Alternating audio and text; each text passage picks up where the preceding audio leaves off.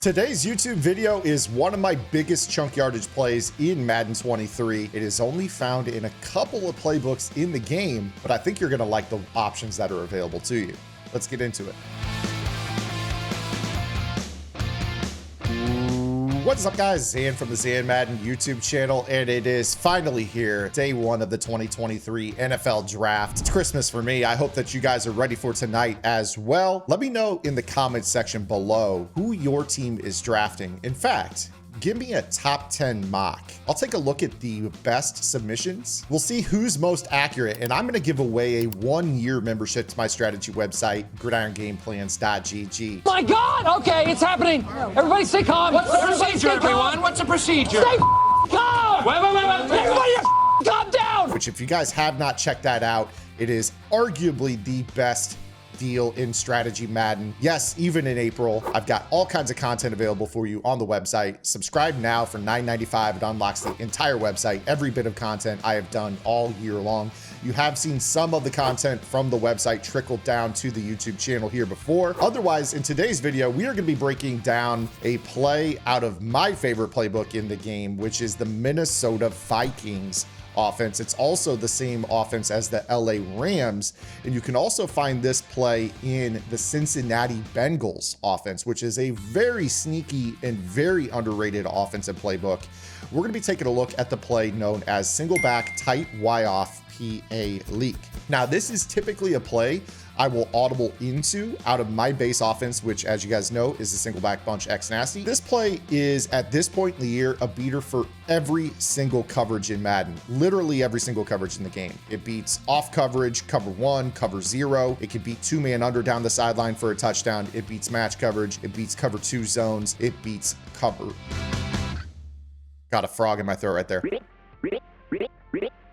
So we're going to be breaking this down, showing you guys all the shells. I like you fully fresh and juicy. So with this particular play, we're going to start off against cover 3. This is usually the best shell to run this against.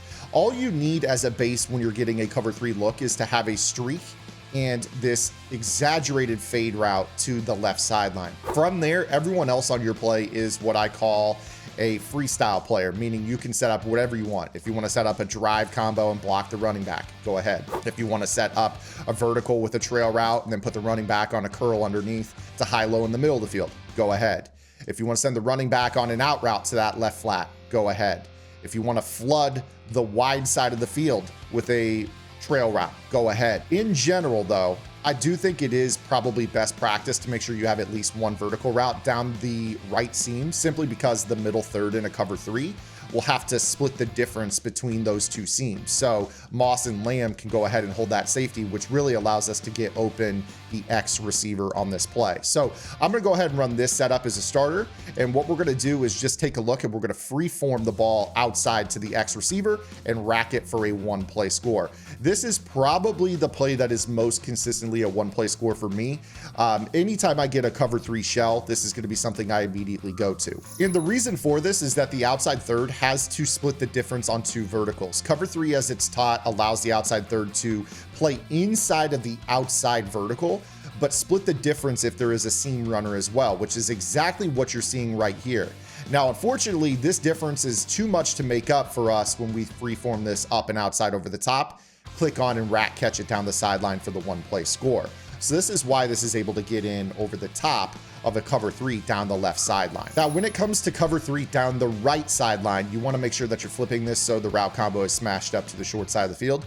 Again, you are going to run a streak and that exaggerated wheel fade, whatever it is you want to call it. When I'm running it down the right sideline, I like this setup because it is a total max protect. I'm just banking on this being a cover 3, and you really need to be able to hold on to the ball, which this play action has really good blocking, which allows you to really freeform this over the top and rack it. So again, you see right there that if you hold on to the ball long enough, that window becomes open for you guys when you run this. Now, one of the things that I want to show you here with cover 3 down the right sideline is that if you can climb the pocket at all in this, shortening up the throw by climbing is huge, because you're going to get better throw styles, and it's going to allow you to really throw the ball deeper over the top of this outside third for a cleaner throw. You see right there, it was just us and no one else. If we don't get the catch bug right there, that's an easy lob touchdown. So keep that in mind as you're throwing this. Your proximity or the distance that you are from the line of scrimmage makes your throwing animation a more quality throw. I will also recommend that if your quarterback has sling or three, that is actually one of the shortest, if not the shortest, wind up deep in the game. So that's going to make this throw even more effective for you. But I do like to carry out the play fake during this throw down the right sideline just because the line takes a little bit longer to shed when they're in cover three. The next thing I'm going to show you is a man coverage look. This could be a blitz, this could be a cover 0 or cover 1 style man coverage. It really doesn't matter, provided that you can pick up the pressure. All you have to do is make sure that you have this route isolated. I wouldn't send the streak down the field because that's just going to pull an extra man coverage defender. In this situation, you're worried about beating just the guy that is playing man-to-man on the X receiver. And what you'll note with this is that we're going to be able to run right by him and throw this as a free form. This is arguably the best off coverage man beater in the game. It just flies right by them. You can run this short or wide side of the field. In fact, if you're facing man-to-man coverage, I probably would recommend running this to the wide side of the field, simply because it is one of those routes that is going to actually require a little bit more space, or if you give it more space, you'll be able to throw the ball to different landmarks, as opposed to when you're running it down the short sideline, you're pretty much reserving just an outside pass lead. This might give you a throw where, oh, hey, I might want to throw this over the middle more, as opposed to squeezing it in on the sideline. So this works short or wide side of the field. If it's man coverage, it's going to get absolutely toasted. Obviously, if they're pressing, you guys would want to have the short out elite ability on this route because it'll beat the press animation for a lob touchdown. So keep that in the back of your mind as well. And of course, match coverage. So I'm going to turn match on here. I'm going to call a little quarters action for you guys. And I want to show you that this absolutely fries match as well. So with this, again, you're probably going to be able to freestyle however you wish. If I get a match style coverage, I just know that CeeDee Lamb is going to run right by the match coverage. So watch right here as I snap this ball. You're going to see that CeeDee Lamb is just going to step on his toes and run right by him. You're just going to freeform this up. Obviously, be aware of knockout abilities. If they do kind of graze the match coverage as they run by, there's a chance that they might stumble just a little bit, in which case you may end up with that player being close enough to get a knockout. But the general consensus with this route is that it will run right by match coverage for an easy free form up the field. If there's no bump, that player will not be close enough to be able to get a knockout at all. So again, this is a route that beats pretty much everything: zone, man, match, knockouts, because it flies right by the man coverage. And to round out this video, I do want to show you guys that if you guys are in a pinch and your opponent is shading over the top, which I am doing right here, this will still be shaded man-to-man as well. So in the rare event that you are getting a shaded up man-to-man, watch Randy Moss. He's going to fly right by this dude. That is a shaded up man coverage.